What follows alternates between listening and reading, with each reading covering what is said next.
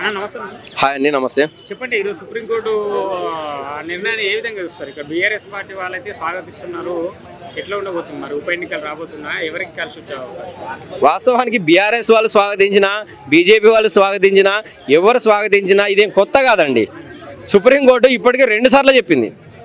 2 సార్లు చెప్పినప్పటికీ కూడా ఏదైతే గడ్డం ప్రకాష్ అంటే స్పీకర్ గారు అదే కానీ మనం అంటే పేరు అనేది ప్రస్తావించకుండా చెప్తున్నాను.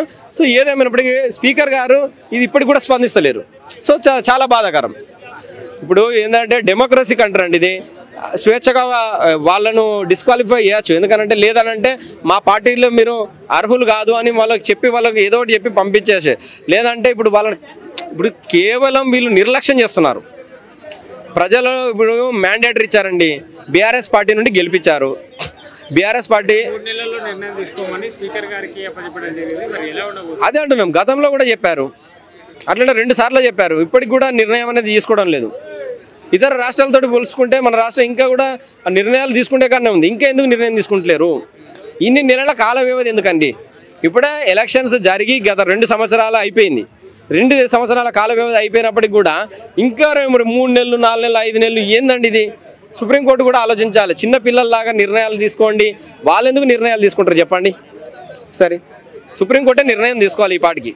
ఎందుకంటే ఇప్పుడు ఏదైతే పార్టీ ఫిరాయింపుల కేసు ఏదైతే ఆ బెంచ్ మీదకి వచ్చిందో, సుప్రీంకోర్టు ధర్మాసనం దగ్గరికి వచ్చిందో, అప్పుడే సుప్రీంకోర్టు కూడా తొందరలో నిర్ణయం తీసుకోవాలి. మరి ఇంత 3 నెలలు 4 నెలలు 5 నెలలు అంటే మధ్యలో ఉప ఎన్నికలు వచ్చే అవకాశం ఉంది. అంటే ఇప్పుడు ఈ బై ఎలక్షన్ కానివ్వండి, లేదంటే ఇది మన సర్పంచ్ ఎలక్షన్లు, ఎంపీటీసీ ఎలక్షన్లు, మధ్యలో ఎలక్షన్ కోడ్ వస్తాయి.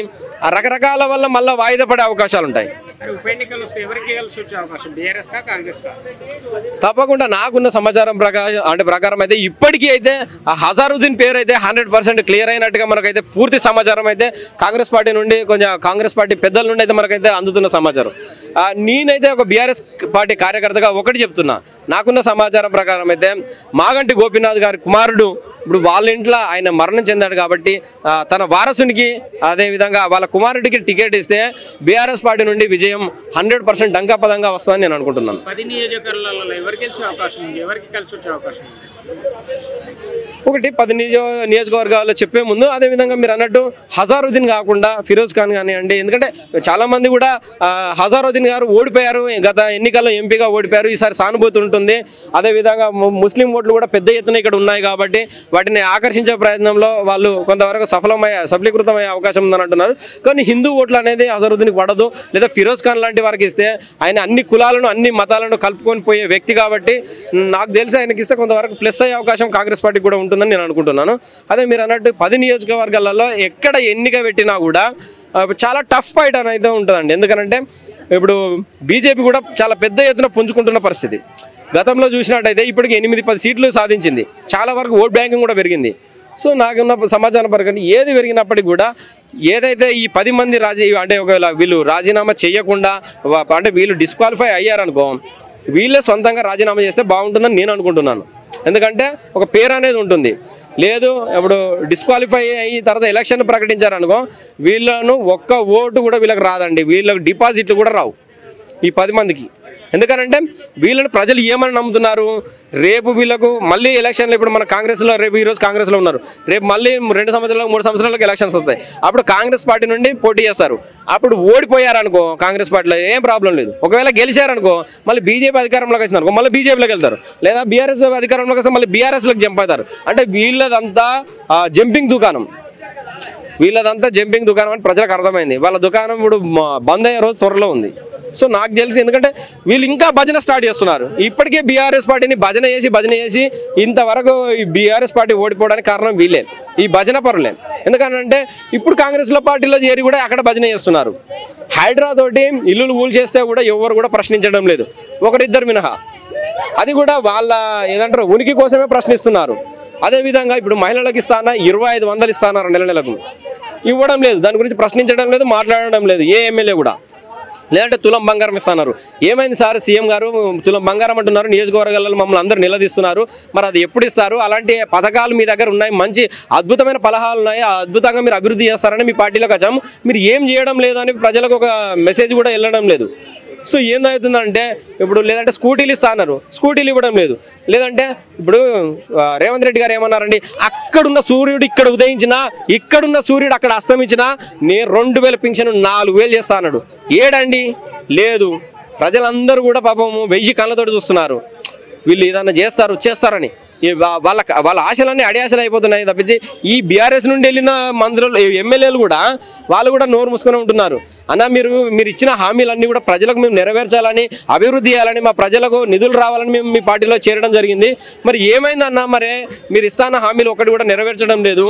ఇప్పుడు కోమటిరెడ్డి గారు ఏమన్నారండి అప్పుడు ప్రెస్ మీట్లో అక్కడ బహిరంగ సభలో, అరే కేసీఆర్ ఇగో 2000 పింఛన్ మీరు ఇస్తే 4000 ఇస్తున్నాం రా అన్నాడు.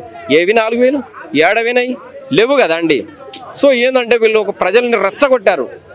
మీకు ఉద్యోగాలు ఒకటే సంవత్సరంలో మీకు 2 లక్షల ఉద్యోగాలు ఇస్తానన్నారు. 2 లక్షలు అంటే నిన్న మొన్న అద్దంకి దయాకర్ గారు ఉస్మానియా కాలేజీకి వెళ్ళడం జరిగింది. ఏమన్నారు వాళ్ళు, 2 లక్షలు కాదు బాబు, అరే సన్నాసి నువ్వు కలిపిన 5000 మాత్రమే, దానికి అడిషనల్గా 5000 కలిపి గతంలో కేసీఆర్ గారు నోటిఫికేషన్ ఇచ్చారు, అన్ని ఎగ్జామ్స్ కూడా కండక్ట్ చేశారు, మీరు కేవలం 5000 ఏమంటారు ఉద్యోగాలు మాత్రమే మీరు భర్తీ చేయగలిగారు, అంతకుమించి ఏం చేయలేరు. 2 సంవత్సరాలు అయింది, ఒక సంవత్సరంలో 2 లక్షలు అన్నారు, 4 లక్షల ఉద్యోగాలు కేవలం 5000 ఇచ్చారు. ఏంటిదిరా బాబు పరిస్థితి అని అంటే, ఇప్పుడు అద్దంకి దయాకర్ రావు గారు కూడా నేను మంత్రి గారి పర్మిషన్ తీసుకుంటాను, ముఖ్యమంత్రి నేను చెప్తాను మీ బాధ అన్న పరిస్థితి. సో ఏంటంటే నిరుద్యోగులను అడ్డు పెట్టుకున్న ఇప్పుడు ఎవరైతే ఉన్నారో వాళ్ళందరూ కూడా ఎమ్మెల్సీ పదవులు కానీ, మంత్రి పదవులు కానీ, ఎమ్మెల్యేలకు అవకాశం వచ్చింది. ఎందుకంటే బల్మూరు వెంకట్కి విద్యార్థులతోటి పాపం ఉద్యమాలు చేపించి అన్ని చేపించి ఆయన ఎమ్మెల్సీగా పదవి కొట్టేశాడు. కోదండరామ్ గారు విద్యార్థులను అడ్డు పెట్టుకొని ఎమ్మెల్సీ అయిపోయాడు. అదేవిధంగా తీన్మార్ మల్లన్న గారు న్యూస్ ఛానల్ పెట్టి ప్రజలను రెచ్చగొట్టి విద్యార్థులను రెచ్చగొట్టి ఆయన ఎమ్మెల్సీ అయిపోయాడు.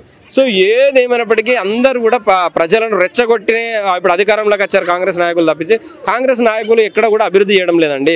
రోడ్లు చేయడంలో నిర్లక్ష్యం. ఇప్పుడు విద్యార్థుల మరణాలు జరుగుతున్నాయి, ఆటో కార్మికులకు 10,000 12,000 ఇస్తా అన్నారు, ఇవ్వడం లేదు. నిరుద్యోగులకు ఇస్తా అన్నారు, డబ్బులు ఇవ్వడం లేదు. అదేవిధంగా కౌలు రైతులకు ఇవ్వడం లేదు.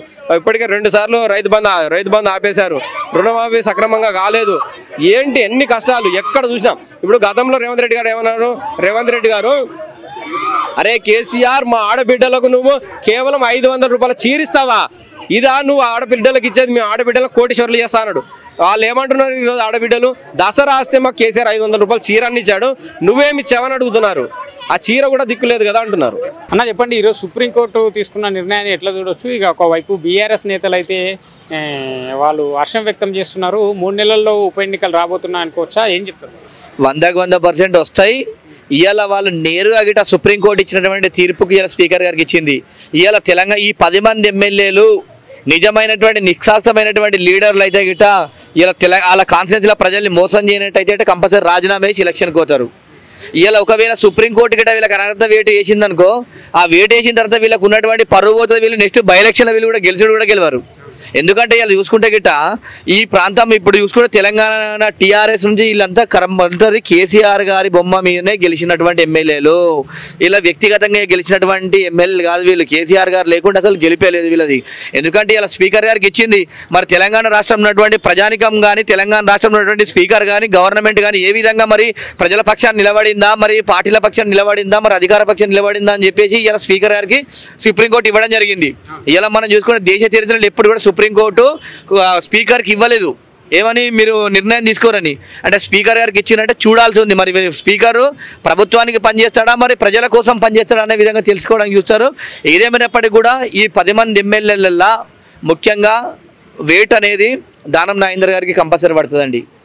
దానం నాగేందర్ గారికి ఎందుకు పడుతుంది అంటే వారు కాంగ్రెస్ పార్టీ నుంచి ఎంపీగా పోటీ చేసినారు, సికింద్రాబాద్ పార్లమెంట్ పోటీ చేశారు కాబట్టి కంపల్సరీ వారు ఆ బీఫామ్ పైన చేశారు కాబట్టి అఫిడవిట్లో కూడా మన డీటెయిల్స్ అని ఫిలప్ చేసి ఏ పార్టీ నుంచి చేశారని అఫిడవిట్ మాత్రం దాఖలు చేస్తారు కాబట్టి కంపల్సరీ దానం నాగేందర్ గారు 100% అతను ఎమ్మెల్యే పదవి పోయే అవకాశం ఉంది. అదేవిధంగా చూసుకుంటే కడియం శ్రీహరికి కూడా పడే అవకాశం ఉంది. ఎందుకంటే వాళ్ళ కూతురు కూడా కడియం కావ్య గారు కూడా ఎంపీగా పోటీ చేశారు, అఫిడవిట్లో ఫాదర్ పేరు కూడా మెన్షన్ చేశారు కాబట్టి కంపల్సరీ వారు కూడా అనర్హత వేటు పడే అవకాశం ఉంది. ఇంకా మిగతా 8 మంది ఎమ్మెల్యేలు చూసుకుంటే కూడా వాళ్ళకి అంటున్నారు ఏమని, మేము పార్టీలో కాంగ్రెస్లో పోయినామని ఏముంది అని మాట్లాడుతారు కాబట్టి కంపల్సరీ వాళ్ళకి అనర్హత వేటు పడే చాలా అవకాశం తక్కువ ఉంటుంది. ఏదేమైనప్పటికీ కూడా వాళ్ళని నిరూపించాలంటే వారు పార్టీ కార్యక్రమాలలో పాల్గొనడం కానీ, బహిరంగ సభలలో పాల్గొని ఆ వీడియో ఫుటేజ్ కానీ అవి ఉంటే కంటే కంపల్సరీ వీరిపైన కూడా వేటు పడే అవకాశం ఉంటుంది. కాబట్టి మెయిన్గా దానం నాయిందర్ పైన కంపల్సరీ వేటు పడే అవకాశం ఉంది. ఒకవేళ ఉప ఎన్నికలు జరిగితే ఎవరికి కలిసి వచ్చే అవకాశం ఉంది ఇక్కడ? కాంగ్రెస్ పార్టీగా బీఆర్ఎస్కా? రెండు పార్టీలు వాళ్ళకి వాళ్ళు మేము గెలుస్తామని చెప్పి బీఆర్ఎస్ చెప్తుంది, మేము గెలుస్తామని చెప్పి కాంగ్రెస్ చెప్తుంది. 100% చెప్పాలంటే ఈ 10 స్థానాలలో ఎవరికి ఎక్కువ అవకాశం ఉందంటే 5 స్థానాలు మాత్రం బీజేపీ గెలుస్తుందండి. బీజేపీకి ఎందుకంటే రాబోయే రోజుల్లో భవిష్యత్తు కాబట్టి బీజేపీని టీఆర్ఎస్ గెలుస్తుంది. ఎందుకంటే కాంగ్రెస్కి అవకాశం లేదు. ఇలా మనం గ్రామ స్థాయిలో తీసుకుంటే ప్రజలందరూ తిడుతున్నారు, ఈ కాంగ్రెస్ ప్రభుత్వం పరిపాలన బాగాలేదు, ఈ కాంగ్రెస్ను మనం మధ్యాలని చెప్పేసి. ఎందుకంటే ఇప్పుడు చూసుకుంటే గిట్ట దేనికి ఏమైనప్పటికీ కూడా ఇలా కాంగ్రెస్ పార్టీ నిర్ణయాలు అనేది సరైన నిర్ణయాలు లేవు కాబట్టి కంపల్సరీ టీఆర్ఎస్ పార్టీ కొని బీజేపీ పార్టీకి అవకాశం ఉంటుంది. స్పీకర్ నిర్ణయం ఏ విధంగా ఉండొచ్చు? రాజ్యాంగానికి కట్టుబడి నిర్ణయం ఉంటుందని చెప్పి మేము ఆశిస్తున్నామని చెప్పి బీఆర్ఎస్ వాళ్ళు అయితే మాట్లాడుతున్నారు. ఎందుకంటే స్పీకర్ గారు కూడా ఇలా రాష్ట్రానికి శాసనసభ వ్యవహారాలు నడిపించారు కాబట్టి వారు అంత పెద్ద హోదా ఉన్నటువంటి ఇలా కంపల్సరీ సుప్రీంకోర్టు స్పీకర్కి ఇచ్చిందంటే వారు ఒక గొప్ప విషయంగా భావించాలి. సుప్రీంకోర్టుని గౌరవించి వీళ్ళు నిజంగానే పార్టీలకి వెళ్ళి జంప్ అయ్యారు, మా పార్టీలకు వచ్చారు అని చెప్పేసి వారిపైన అనర్థ వేటు గిట్టిస్తే ఇలా రాష్ట్ర ప్రభుత్వం మీద కూడా సుప్రీంకోర్టుకు మంచి నిర్ణయం ఉంటుంది, మంచి అభిప్రాయం కూడా ఉంటుంది. అదేవిధంగా ప్రజల్ని కూడా అభిప్రాయాన్ని కూడా స్వీకరిస్తారు మంచిగా. ఎందుకంటే ఇలా మీరు వాళ్ళు చేసిన తప్పుని కాదు అని గిట్ట మీరు రిటర్న్ గిట్ట ఫిల్ఫిల్ చేసి గిట్ట సుప్రీంకోర్టు తప్పుడు ఆలోచనలు చెప్తే గిట్ట కంపల్సరీ ప్రభుత్వం మీద ప్రజలకు వ్యతిరేకత వచ్చే అవకాశం ఉంటుంది. ఇలా తెలంగాణ ప్రజల్ని అదేవిధంగా 10 నియోజకవర్గాలలో ఉన్నటువంటి ప్రజల్ని మోసం చేసినట్టు అవుతుంది అని చెప్పి తెలియజేస్తున్నా.